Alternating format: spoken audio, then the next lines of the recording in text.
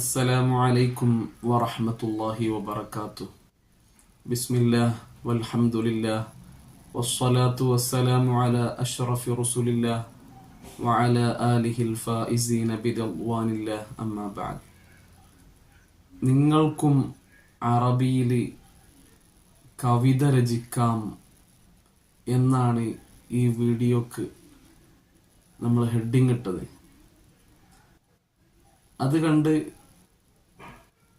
പലരും ഈ വീഡിയോ കാണുന്നവരിൽ ഉണ്ടാകും. പ്രത്യേകിച്ച് രണ്ട് കൂട്ടരുണ്ടാകും. ഒന്ന്, അറബി ഭാഷയുമായി ഒരു പുലബന്ധവും ഇല്ലാത്ത ആളുകൾ. ആദ്യമേ പറയട്ടെ, അവർക്ക് ഈ വീഡിയോ സ്കിപ്പ് ചെയ്ത് പോകാവുന്നതാണ്. കാരണം അറബിയിൽ കവിത ഉണ്ടാക്കണമെങ്കിൽ അറബി എന്തെങ്കിലുമൊക്കെ ഒന്ന് അറിയണമല്ലോ. അപ്പൊ തീരെ അറബി അറിയാത്തവർക്ക് അറബിയിൽ കവിത ഉണ്ടാക്കാൻ കഴിയില്ല. പിന്നെ മറ്റൊരു കൂട്ടര് ഒരല്പം അറബി അറിയാം, അവരെയാണ് നമ്മൾ ഉദ്ദേശിച്ചത്. തീർച്ചയായും നിങ്ങൾക്ക് അറബിയിൽ കവിത ഉണ്ടാക്കാൻ കഴിയും. ഒരല്പം ഗ്രാമർ മാത്രം അറിഞ്ഞാൽ മതി. പലരും വിചാരിക്കും കവിത ഉണ്ടാക്കുക എന്ന് പറയുമ്പോൾ അറബിയുടെ വലിയ ഗ്രാമറുകളൊക്കെ എല്ലാം പഠിച്ച് ഡിക്ഷണറികളിൽ കുറേ വേർഡ്സുകളൊക്കെ പഠിച്ച് വലിയൊരു അറബി പണ്ഡിതനാകണം, അറബിയിൽ കവിത ഉണ്ടാക്കണമെങ്കിൽ എന്ന് വിചാരിക്കുന്ന പലരുണ്ടാവും. അങ്ങനെ ഒരു ആവശ്യമേ ഇല്ല. അതിനാണ് നമ്മൾ ഈ പ്രധാനമായും ഈ വീഡിയോ നമ്മൾ ചെയ്യുന്നത്. അറബിയിൽ നിങ്ങൾക്കും കവിത ഉണ്ടാക്കാം. പ്രത്യേകിച്ച് ഇന്ന് വേൾഡ് അറബിക് ഡേ ആയതുകൊണ്ട് ആ ഒരു വിഷയത്തിന് കൂടുതൽ പ്രാധാന്യവും ഏറുന്നുണ്ട്. അപ്പോൾ സാധാരണക്കാരായ നിങ്ങൾക്കും അറബിയിൽ കവിത ഉണ്ടാക്കാം. നിങ്ങൾ അത്ഭുതപ്പെടേണ്ടതില്ല.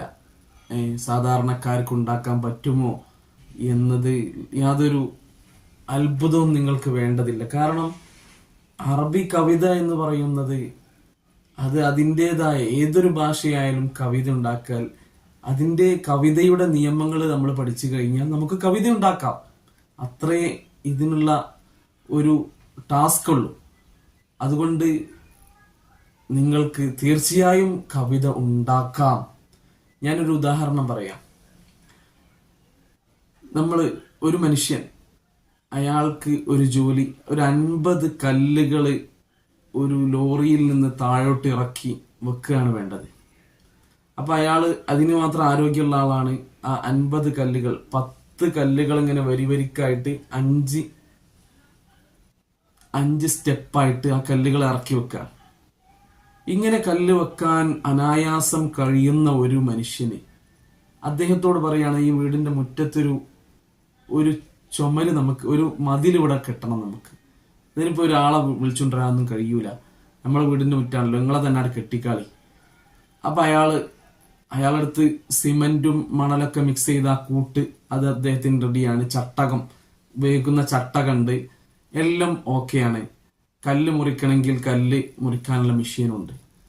അപ്പോൾ ഇവിടെ ഒരു കാര്യമുണ്ട്, 5 മീറ്ററിൽ മാത്രമേ ഈ ചുമര് വരാൻ പാടുള്ളൂ. 5 മീറ്ററിന്റെ അപ്പുറം പോകാൻ പാടില്ല. അപ്പൊ അദ്ദേഹത്തിന് ആ കല്ല് ഇറക്കി വെക്കാൻ കഴിവുള്ള ഒരാൾക്ക് ഈ 5 മീറ്ററിൽ പടക്കാൻ എന്തൊക്കെ ആണ് ആവശ്യം വരിക? 5 മീറ്റർ. നേരത്തെ നമ്മള് 10 കല്ല് വെച്ച കല്ല് 5 മീറ്റർ കഴിഞ്ഞാൽ ചിലപ്പോൾ കല്ല് കട്ട് ചെയ്യേണ്ടി വരും. കല്ലുകൾക്കിടയിൽ സിമന്റ് ഇട്ട് കൊടുക്കേണ്ടി വരും, അല്ലേ?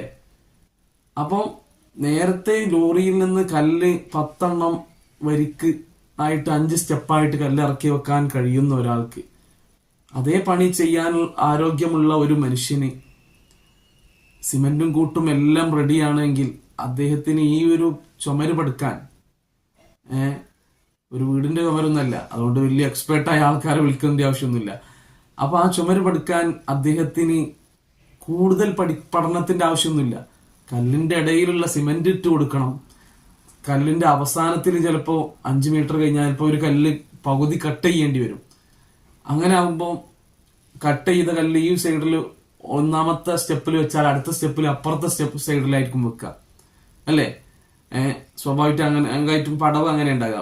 2 കല്ലുകൾക്ക് ഇടയിൽ മേലത്തെ ഫുൾ കല്ല് വരുന്ന രൂപത്തിലാണ് പടവുണ്ടാകല്.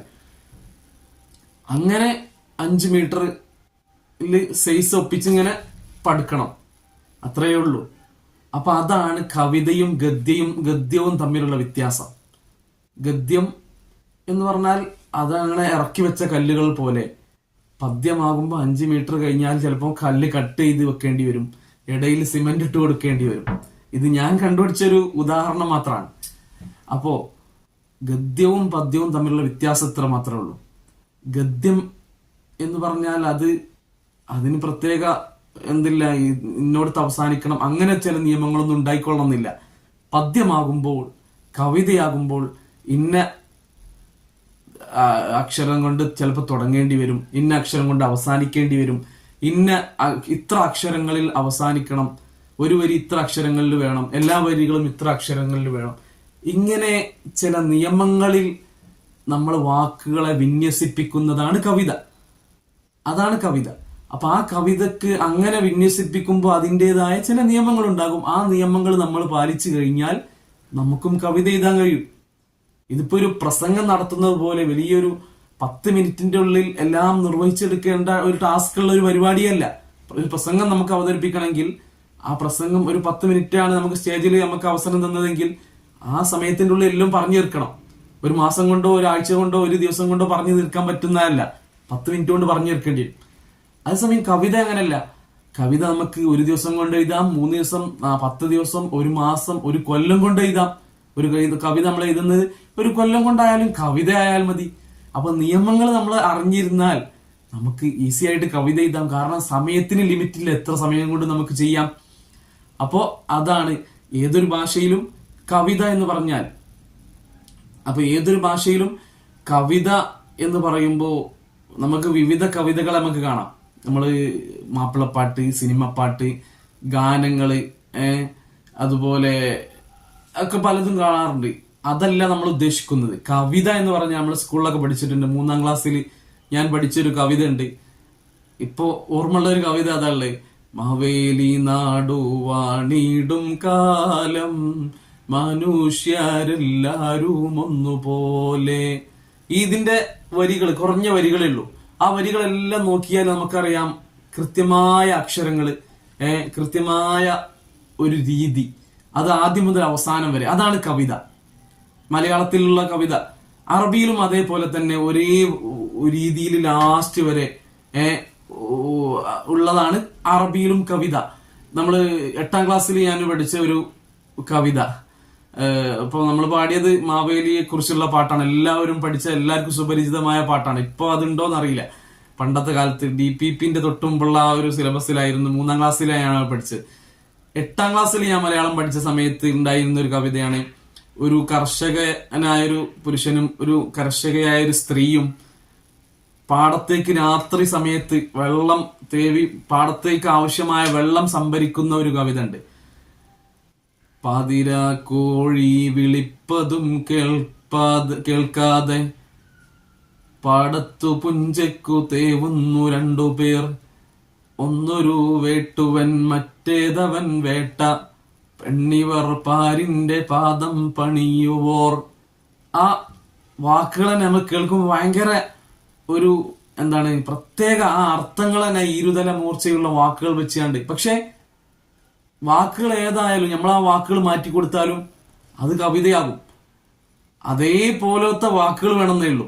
അതേപോലത്തെ പ്രാസം ഇതൊക്കെ നീട്ടേണ്ടടുത്ത് നീട്ടിയ, കുറുക്കേണ്ടടുത്ത് കുറുക്കിയ പദങ്ങളാണെങ്കിൽ നമ്മൾ വേറെ പദം വെച്ചു കൊടുത്താൽ അത് പാട്ടായി നമുക്ക് പാടാം. പക്ഷെ ആ അർത്ഥം കിട്ടൂല എന്നുള്ളൂ. അപ്പൊ അർത്ഥം ഓരോന്നും ഇരുതല മൂർച്ചയുള്ള വാക്കുകൾ, നല്ല സൗന്ദര്യമുള്ള വാക്കുകളൊക്കെ വെച്ചു കൊടുക്കുന്നത് ഓരോ കവിതകളുടെ കഴിവാണ്.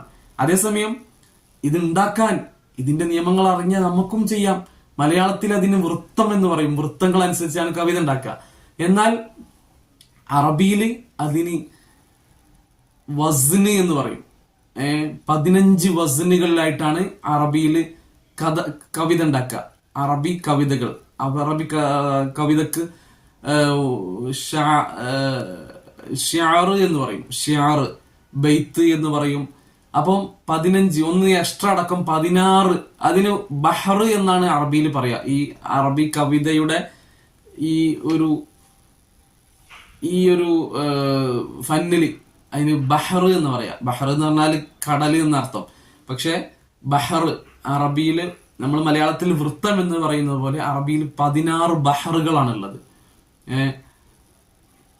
അപ്പൊ ആ ബഹർ വെച്ച് കൊണ്ടാണ് നമ്മൾ ഏതൊരു കവിതയും ഉണ്ടാക്കുക.